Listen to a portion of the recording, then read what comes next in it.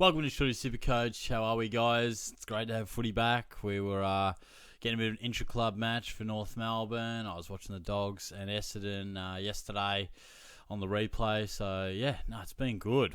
We are going to take a look at a few clubs today.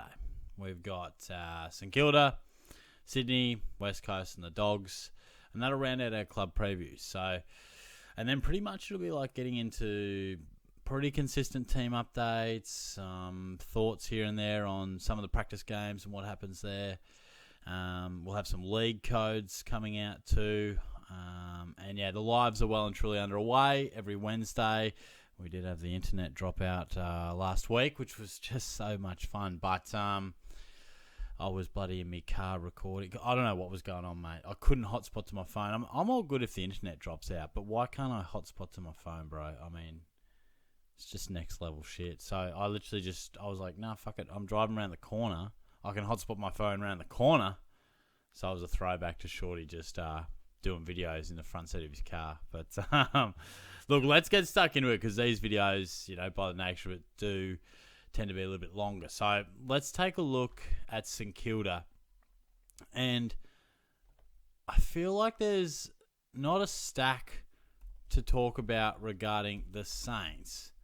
I feel as if this man is just quite clearly a lock, and I'm not going to spend much time on it. I'll give you a little average prediction. Look, he is a guy that fell out of favour with Beveridge. There's no doubt about that. Needed a fresh start. I'm sure he'll be a regular fixture in the Saints centre bounce, which will be exciting. Let's not get too carried away. I'm not expecting anything 110 plus, but I mean, if it all happened amazingly well, maybe he could nudge the 110. But look, I'm expecting something in the mid to high 90s, probably, certainly mid 90s. But yeah, I wonder how much the Saints will prioritise still bringing some youth through, and whether McRae, I don't know if he'll be in those absolute out and out career best numbers, but at his price, he's just quite simply a lock, isn't he? Then there is, of course, Jack Sinclair, who I don't have to convince you on his scoring, but we probably do have to talk about the injury stuff. And last I read that he was sort of in a race against time. There it is, yeah, race against the clock to be right for round one. So a bit of a concern for me. I don't like seeing any premiums cop an injury like this in February and be up against it for round one. I mean, he's quite clearly an absolute star of our game. Goes half back, goes into the guts.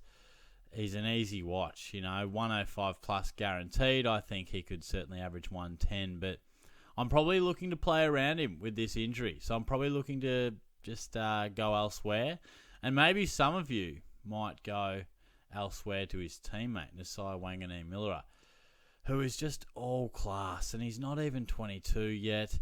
Averaged 100.9 last year. You just feel like these numbers are only going up. Look, he is largely an uncontested player and doesn't intercept a stack. I think that's probably where he can get a lot more, not a lot more points. There's not a stack of room you can go from 100. But look, averaged 25 touches last year. He's a kicker. We love that. Averaged 20 kicks.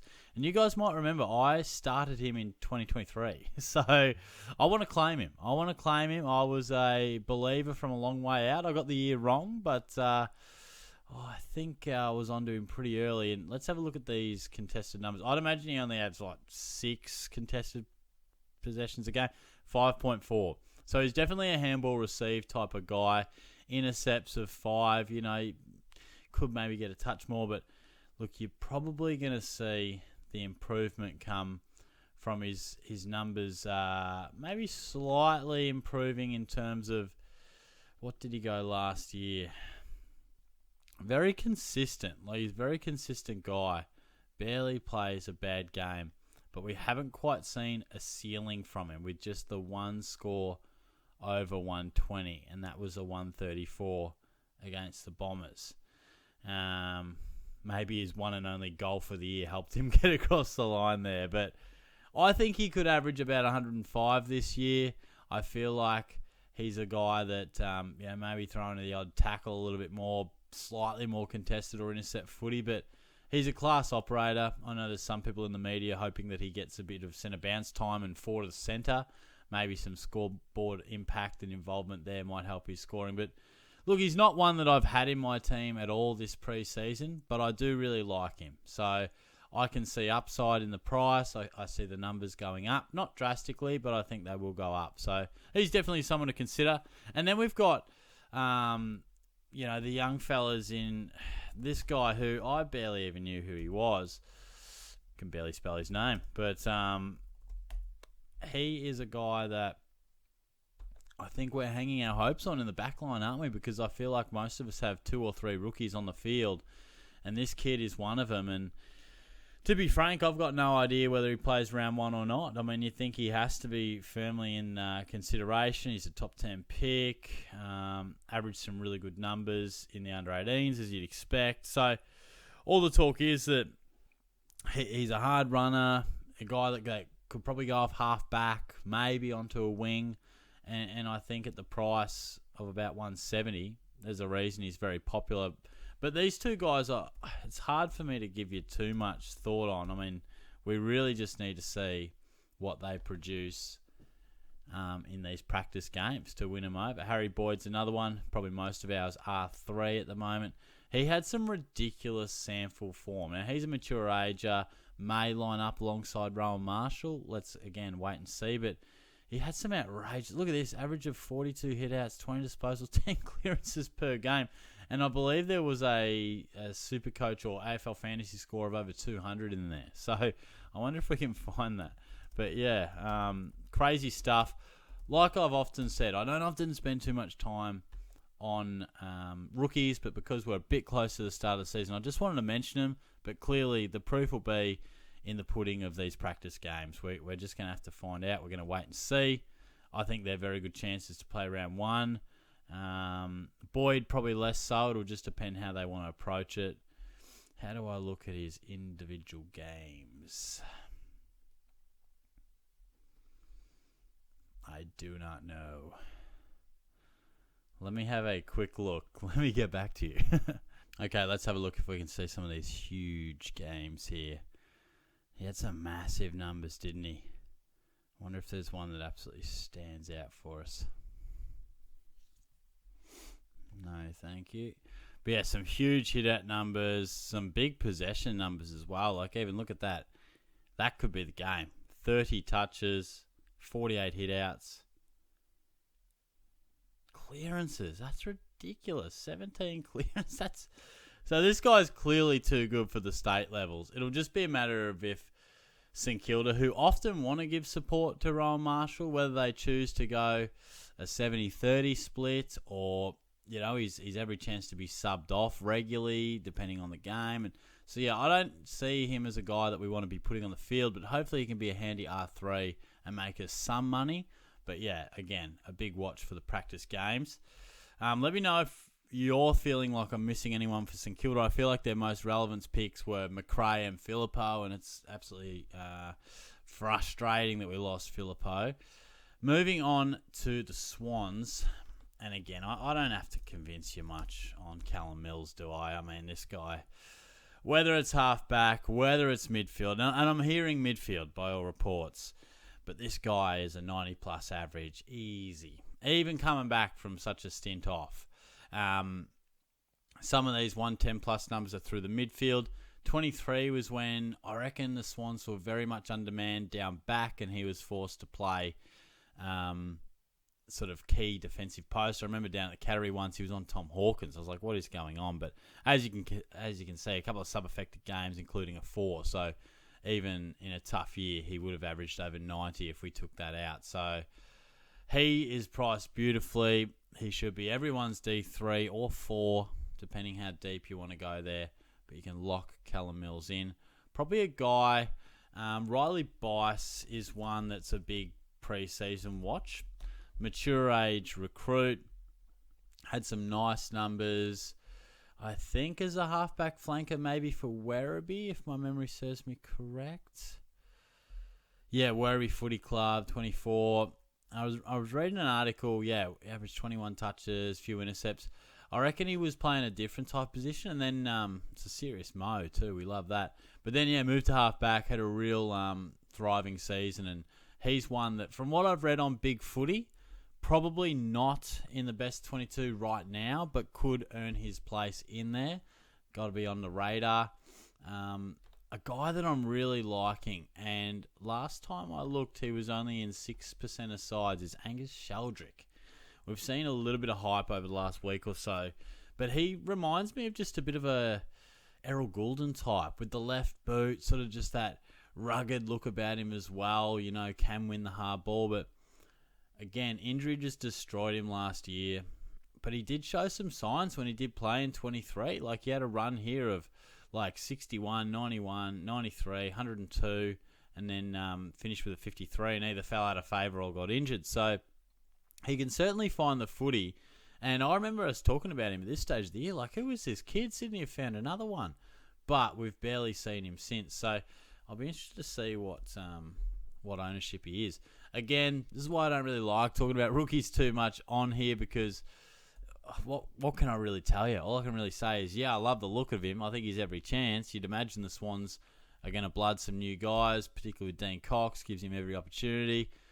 But we don't know. It just depends on these practice games, doesn't it? So I did a TikTok on him, and he was in 6%, and he's in 8%. So hasn't really gained great traction yet, but I reckon he's one good showing in a pracky game away from really gaining some attention. Clearly a competitive side to break into. They've made the grand final, but Mills comes back. So, there's going to be limited spots available, but by all reports, good preseason, could be one to have on the radar. I reckon that's about all for Sydney. A few people have sort of chucked in the comments like, not enough love for Brodie Grundy, but no, I don't see Grundy having that 110 ability anymore. So happy to pass on him. Now, I was just editing this one, and then I realised in the Swans preview, I didn't even talk about Matt Roberts. I don't know what I was doing. I obviously went through these, and there he is in capitals for a little reminder, but I don't know how I missed him. Got to talk about him because he's a player that a lot of people are wondering about. He's in, the 430s range, that mid-price range. A few people, he's not super popular ownership-wise, but I think people are really watching him. Does he get that half-back rebounding role, which he sort of did have at times last year? I'm just a watch on him. I feel as if I just can't see him being the out-and-out man. I think he's a nice distributor, smart ball user. I don't know if he's just going to be the guy. I think, there's Blakey down there. I don't know if Lloyd still gets much of that peel off half-back. He seems to sort of swap from wing and half back. Does Mills settle in the midfield, or does he go half back? So I guess these are a few of the things we need to find out. But we did see some really good play, not so much in the finals, which may be because he's more of an outside type of player. Finals goes up a gear, a bit more contested. But he did have some big games late. Now, he had some injury concerns, sub-affected games. Then he would just consistently have in the mid-20s with the occasional big one where he scored a 161 and then was quite consistent. If you look at that back end of round 18 to round 23, it's a really good run.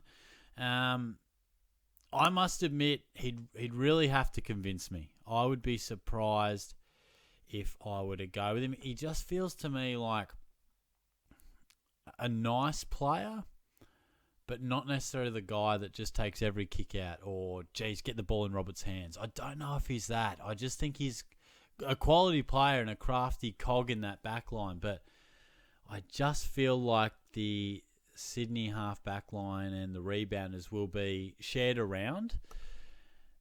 And I suppose we need at this price, at 430, average of 80, which is sub-effective, mind you. So there's a little bit of value in it, but you're needing him to basically become a premium, really. I mean, you need him to lift that average to 95 because at 430, we're not trying to make 50 or 60K here. Like, his selection is to become a keeper or at least someone that we can hold on to, and he's D6 and maybe he's a luxury trade down the track. So he'd have to absolutely blow my socks off in the practice game, which we'll see on Friday night against the Giants, but Just wanted to finalise this and add it in. I'll probably place this in a random part of the video, hopefully somewhat near the Sydney one.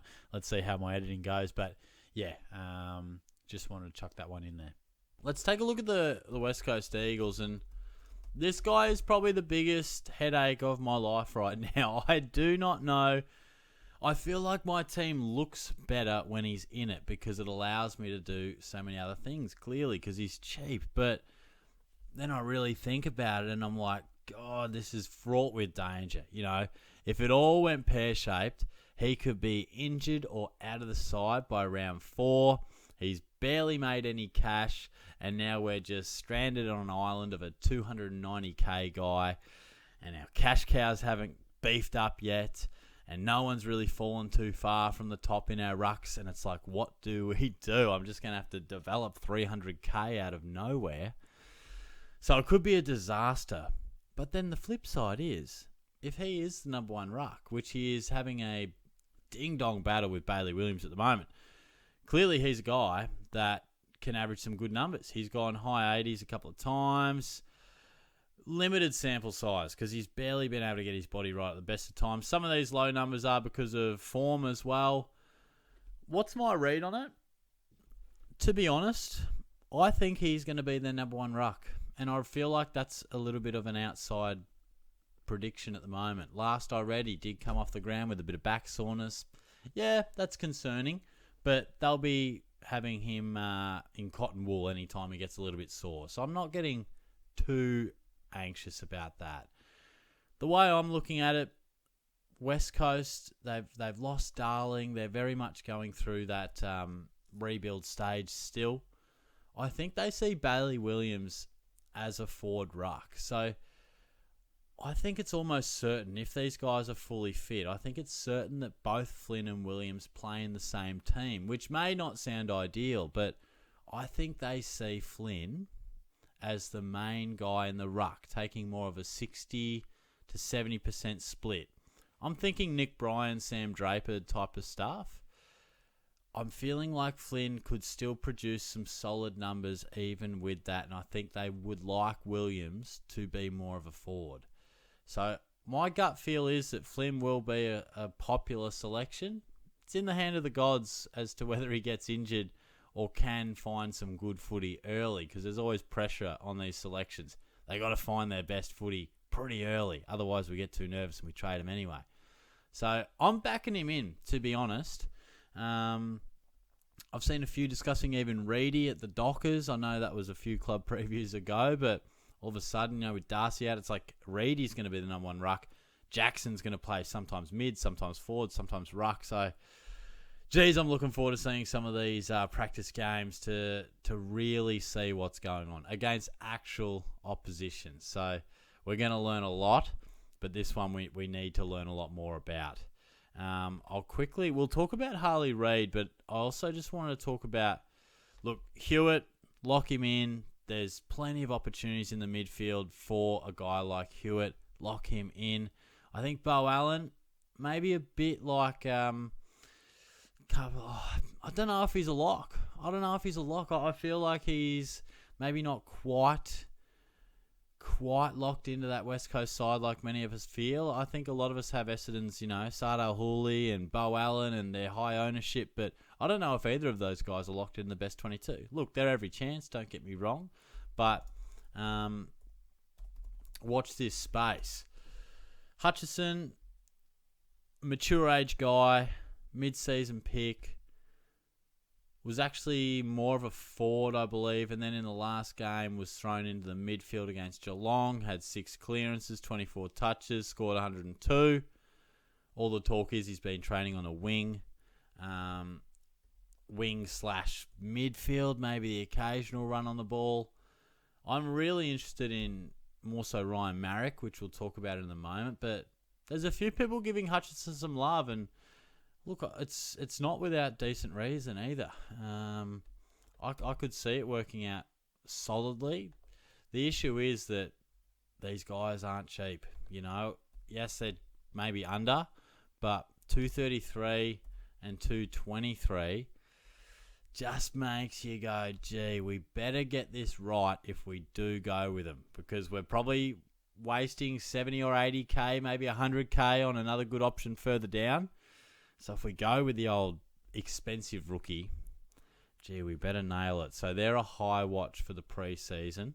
And like I said before, I'm probably more interested in Marek, because Tom Barrass goes.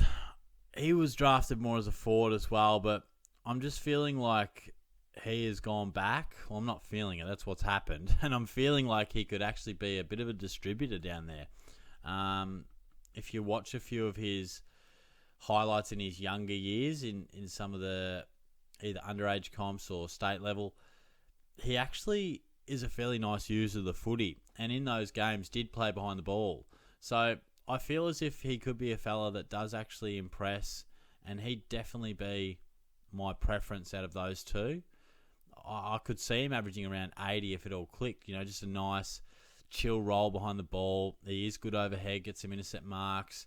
There'll be plenty of time where the ball's down in the West Coast defensive 50. McGovern and Marek just, giving it a few chips around here and there, kick-outs, etc. So I'm quite optimistic on him. But again, I'm very interested to see how he does go in a pracky game. Did want to just quickly touch on Harley Reid. Awkwardly priced, as we know. I think he's about $450. Very similar to, someone like an Ashcroft. Played the 20 games, averaged 80. What a sensational year it was. He had some ripper games. The ceiling's there already. I mean, how dare you score 147 with 19 touches? That's absurd. And then 21 touches, scores 138. So there'll be a time in SuperCoach where this guy is one of our best picks and one of our first picks. Right now, I just feel like he's still in that feeling out process, and so he should be. He's still so young in his career, but maybe the difference to like a Dacos or a Sheasel or an Ashcroft, probably the first two, who have averaged 90 plus either in their first years or second years, is they're like accumulators. They find the footy so easy, little ball magnets. Reid isn't exactly that. He's more of a bull at a gate, inside grunt, breakaway, go from inside to outside type, which is fantastic, and he has big impacts on games with small amounts of possessions. For now, I'm not sure that is going to quite do the job for us in SuperCoach, because he needs to take his average, and we've had the same discussion with Ashcroft. At that price, you've got to go 105 minimum. Probably a touch over if we're getting greedy, but I still think he's just finding his way with the don't argue. Still gets caught holding the ball a bit. Different to, say, an Ashcroft as well, who's got Dunkley and Neal, but Reid's still going to be fighting a tagger a lot of the time. Tim Kelly might take that sometimes, but look, for me, I'm hoping Reid has one of those consolidation years. I'm hoping he sort of averages in the early 90s, mid-90s, and then we'll be launching at him next year, I reckon. This time next year, I think Reid will be a really popular selection where we'll be talking about him going 110. I just don't think it is the time right now for him to produce that. But a small percentage of you out there are thinking so. So let me know your thoughts if you are a Harley Reid owner. Now we will move on to the Bulldogs. Again, a quick touch on a few rookies. Buslinger, saw him play against the Bombers, came up for the second half. Looks like a nice type. Interceptor, looked pretty comfortable with ball in hand too. It wasn't like he was one of those taller guys that you just wish didn't have the footy. Like, he actually did look like he knew what he was doing using the pill. Liam Jones being out for 8 to 10. Clearly there's an opportunity for him there. I think he'll take it, and I think he'll actually go quite well. And it's always nice to just have a little bit of a look at the numbers at the next level down, just to see what type of a player they are when it's working. Because these guys are often impressive at VFL, hence they're knocking on the door of AFL. So what does their best footy look like? What type of a player are they? And clearly Buslinger is the sort of guy that could give us at AFL level 15, 16 touches, because he was consistently around the 20, and he's a marker, isn't he? Look at that. 11, 10, 9, 6, 8, 8, 8, 8, 7, 7, 10. Like, he definitely takes marks. So that says to me that he's a fella that is certainly confident in the air. I think he's going to be every chance to play round one. Should be definitely on the watch list. Same with Davidson. He won, I think it was the best VFL player the medal for that. And he looked all right in the practice game as well. Sort of played high half forward, wing, nice ball user from what I could see, a nice size. I feel like without Ugle-Hagan, I think, again, there's an opportunity for him there to find his way in the forward six. So, yeah, I think he'll be very much in the mix. But they were probably two guys from a rookie point of view to keep an eye on. In terms of, like, Riley Sanders, very, very much talked about at the moment. I feel like there's a lot of hype about him. And I think it's justified. He's in my team. He's probably in close to 20% of teams now. And we touched on Bevo earlier with McRae. Well, Sanders received similar feedback as well. A lower average there, but a lot of sub-affected games. Whether that was him getting subbed off or starting as a sub, even in the last round as well. And I think it would have been frustrating for Sanders, but it looks as if he's gone away. He looks a different physical product. He looks leaner and he looks more muscular. Like, it looks like he's had a good off-season, which matches what everyone's been saying. When we talk about Harley Reid being that lower possession, higher impact type, I put Sanders more in the Ashcroft and Dacos mould of ball magnet guys. And watching him against the Bombers the other day, it looked like that. He looked like a bit of a ball magnet. Was maybe a little bit handball happy, maybe a little sloppy at times. But look, I feel like he would have been someone that would have been knocking on the door anyway. And as soon as Adam Treloar went out, geez, that's got to be a green flag. Not for Adam. I hope you're back soon, mate. But for Sanders' opportunity, absolutely. I feel like he could actually average in the 90s, at least while Treloar's out. Probably not for the whole year, but it's worth noting in that practice game, Bont and Liberatore weren't in there, so he was in like almost every centre bounce when he was on the ground. I think he will find himself a mix between, maybe 30 to 40% centre bounce time and a bit of half-forward flank, because I feel like it'll be Bontempelli, it'll be Richards, it'll be Libba for a lot of the time. But I do feel like Sanders is next in line. He definitely... any concerns that Matt Kennedy would take that role, Sanders definitely got a hell of a lot more time inside on the weekend in that practice game. So he's a class act. We were talking about him this time last year as maybe being one of the best rookie options. I reckon he had a practice game last year and had 30 touches, kicked a nice goal, if my memory serves me correct. So I reckon we got him at a good price. He's eligible as a forward. Honestly, unless something changes, it feels like a no-brainer for me. He's definitely in my side, and I think he's in for a very good year. We'll just finally... I just wanted to touch on Bont and then Sam Darcy. I guess with Bont, I mean, what more can you say? I'm not here to convince you to pick him. I'm probably here to plead my case as to why I'm not going to. I just feel as if, unless you're Gary Ablett Jr., not too many guys maintain this form. And I know you could mount the case, well, he went 129, then he went 126. We had the same conversation last year, and then it was a nightmare to bring him in. Yes, it's always an option. I mean, it's always a possibility. I'm just feeling like maybe with Ugle-Hagan out, maybe there's the opportunity for him to sometimes play a bit more forward within games. I think, again, like I said with Ablett, not many guys go 120 plus year upon year upon year upon year. And I also feel like just individual to SuperCoach this season, there's a lot of mid-price options that are really, really good. So I'm feeling like maybe some years, bank those guns, fill it out with rookies. I feel like there's actually genuine options in the mid-price, which they're always risky, but I've certainly approached it more from a mid-price attack. But yeah, he's in about 50% of teams, so clearly if he goes nuts with a couple of 140s, 160s early, I'll have egg on my face, but I'm going to try and bring him in hopefully in the first 6 to 8 rounds. See how we go. But just a personal approach to picking your side. It's certainly not to say that I think he's going to fall off the face of the earth. I still think he'll average around the 120. So just food for thought. And we'll finish off with Sam Darcy, who I feel like he definitely played the first half on the weekend. Didn't seem to feature much in the second half, so I reckon he got rested. But he has a ridiculous upside. Like, there are times when he takes marks and you're like, no one could even stop that. whether it's the leap or the sheer reach that he has, I think he's going to definitely kick around 50 goals this year. He kicked 38 last year. Had that breakout game where he kicked 7.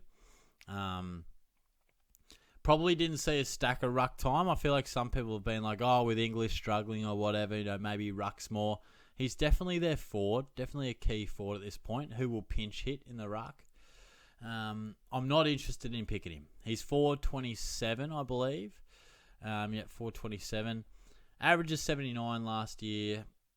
Where do I sort of see that going? I still think we'll see small improvement, but not to the degree where he's worth selecting. I'd have him probably averaging high 80s, maybe early 90s if he really kicks on. But I think with all these other mid-priced options that we have in the forward line that we've spoken about, Smith, McRae, Sanders, of course, even Luke Parker, very much happy to pass on him because he will have those games where he obliterates a defence and kicks 5 or 6.